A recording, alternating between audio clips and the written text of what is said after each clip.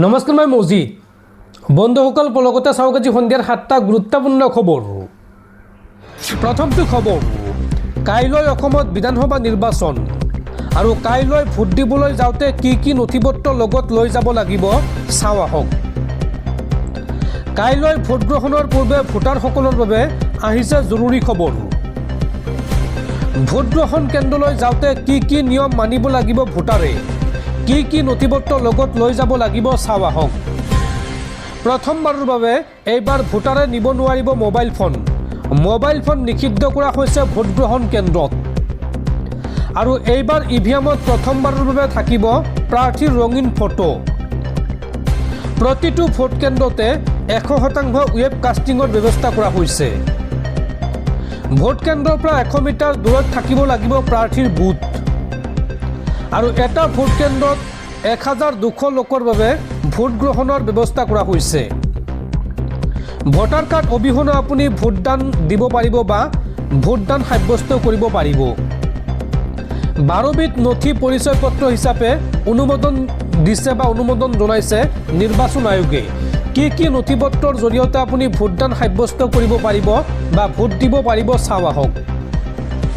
আধাৰ card, MG, NREGA, job card, bank বা ডাকঘৰৰ passbook, Ayushman card, driving licence, PAN card, NTR smart card, passport, পেঞ্চনৰ নথি, unique disability ID, চৰকাৰী পৰিচয় পত্ৰ, এইসমূহ নথিৰ জৰিয়তে আপোনালোকে ভোট দিব পাৰিব। উল্লেখযোগ্য যে এইবাৰ অসমত 2,50,54,463 গৰাকী ভোটাৰে সাব্যস্ত কৰিব ভোটাধিকাৰ। আৰু ৰাজ্যৰ 126টা সমষ্টিত 712 গৰাকী প্ৰাৰ্থীৰ নিৰ্ণয় হ'ব ভাগ্য। 1,25,31,052 গৰাকী পুৰুষ ভোটাৰ আছে এইবাৰ। তাৰ সমান্তৰালভাৱে 1,25,22,593 গৰাকী মহিলা ভোটাৰ আৰু 318 গৰাকী আছে অন্যান্য ভোটাৰ। আৰু লগতে এইবাৰ ৰাজ্যত সমগ্ৰ অসমত সৰ্বমুঠ 31,490টা ভোট কেন্দ্ৰত অনুষ্ঠিত হ'ব ভোট গ্ৰহণ। পৰৱৰ্তী খবৰ, ৰাজ্যৰ ৰাজনীতিত নজিৰবিহীন ঘটনা। ভোট গ্ৰহণৰ মাত্ৰ এদিন পূৰ্বে ওদালগুৰিত প্ৰাৰ্থিত্ব প্ৰত্যাহাৰ কংগ্ৰেছ প্ৰাৰ্থীৰ।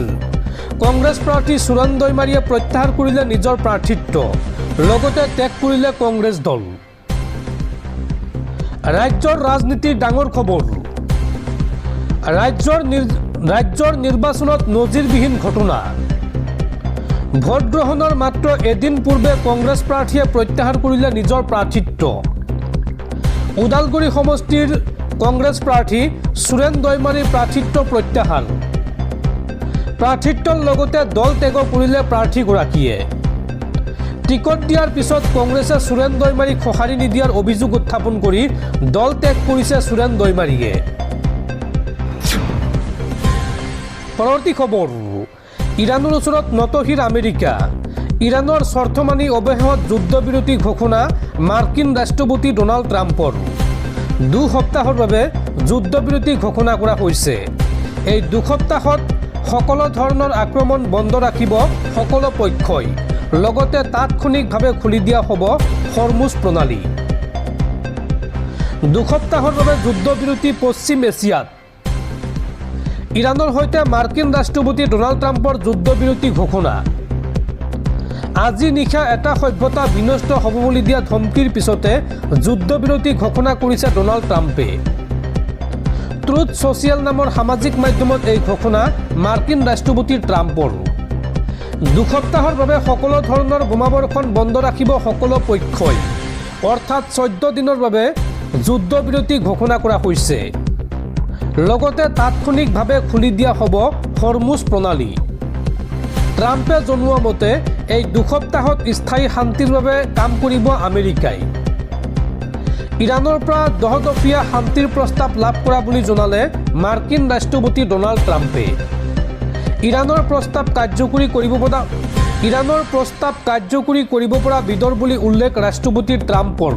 অৰ্থাৎ ইৰাণে এই যুদ্ধবিৰতি কৰিবলৈ 10টা প্ৰস্তাৱ দিছে আমেৰিকাক।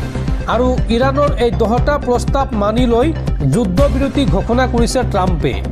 ট্ৰাম্পে কৈছে যে ইৰাণৰ প্ৰস্তাৱ কাৰ্যকৰী কৰিব পৰা যাব আৰু লগতে ইৰাণৰ বিদেশ মন্ত্ৰী সৈয়দ আব্বাছ আৰাঘচিয়েও জনাইছে যে শান্তি প্ৰস্তাৱ বৰ্তমান বিবেচনাধীন আৰু এই যুদ্ধবিৰতি ঘোষণাৰ পিছতে এতিয়া ইৰাণৰ ৰাজপথত আৰম্ভ হৈছে আনন্দ উৎসৱ। দৰ্শকসকল আৰু বহুতো গুৰুত্বপূৰ্ণ খবৰ আছে।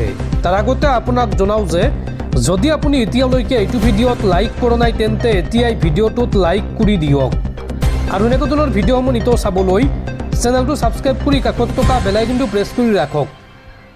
পৰৱৰ্তী খবৰ, ভাৰতীয় শ্বেয়াৰ বজাৰত বৃহৎ উত্থান। যুদ্ধবিৰতিৰ মাজতে ভাৰতীয় শ্বেয়াৰ বজাৰত উত্থান। ব্যাপক উত্থানেৰে মুকলি হ'ল ভাৰতীয় শ্বেয়াৰ মাৰ্কেট।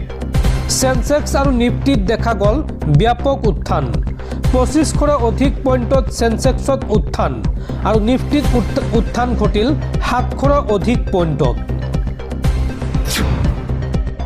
পৰৱৰ্তী খবৰ, কংগ্ৰেছ নেতা পৱন খেৰাক চমন দিবলৈ দিল্লীলৈ গ'ল অসম আৰক্ষীৰ দল। কিন্তু চেণ্ট্ৰেল গুৱাহাটী সমষ্টিৰ এজেপি প্ৰাৰ্থী কুংকি চৌধুৰীয়ে ভিডিঅ' বিকৃত কৰাৰ অভিযোগক লৈ আৰক্ষীত গোচৰ দিয়াৰ পাছতো ব্যৱস্থা নল'লে। সাধাৰণ মানুহৰ বাবে বেলেগ আইন, মুখ্যমন্ত্ৰীৰ বাবে বিশেষ আইন কিয়? এই প্ৰশ্ন অসম জাতীয় পৰিষদৰ নেতা চিত্তৰঞ্জন বসুমতাৰীৰ।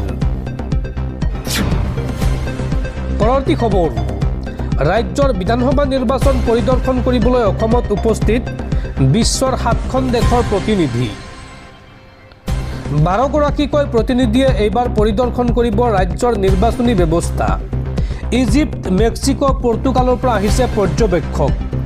লগতে শ্ৰীলংকা, এংগোলা, বেনিন আৰু ক্ৰ'ৱেছিয়াৰ পৰ্যবেক্ষকো উপস্থিত হৈছে অসমত। আন্তঃৰাষ্ট্ৰীয় নিৰ্বাচন পৰ্যবেক্ষণ কাৰ্যসূচীৰ অধীনত আহিছে এই প্ৰতিনিধিসকল।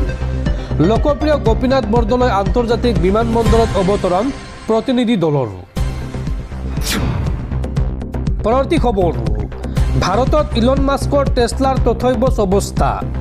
ছেপ্টেম্বৰ 2025ৰ পৰা মাৰ্চ মাহৰ 2026লৈকে অৰ্থাৎ এই বিগত 7 মাহত বিক্ৰী হৈছে মাত্ৰ 342খন বাহন। ইলেক্ট্ৰিক গাড়ীৰে বিশ্বজুৰি ইভি বজাৰত খলকনি লগোৱা টেছলাই ভাৰতত ক্ৰেতাৰ বাবে যেন হাহাকাৰ কৰিছে। আনহাতে এই বিত্তীয় বৰ্ষত অৰ্থাৎ বিত্তীয় বৰ্ষ 2026ত টাটা মটৰ্ছে বিক্ৰী কৰিছে 78,811খন বাহন।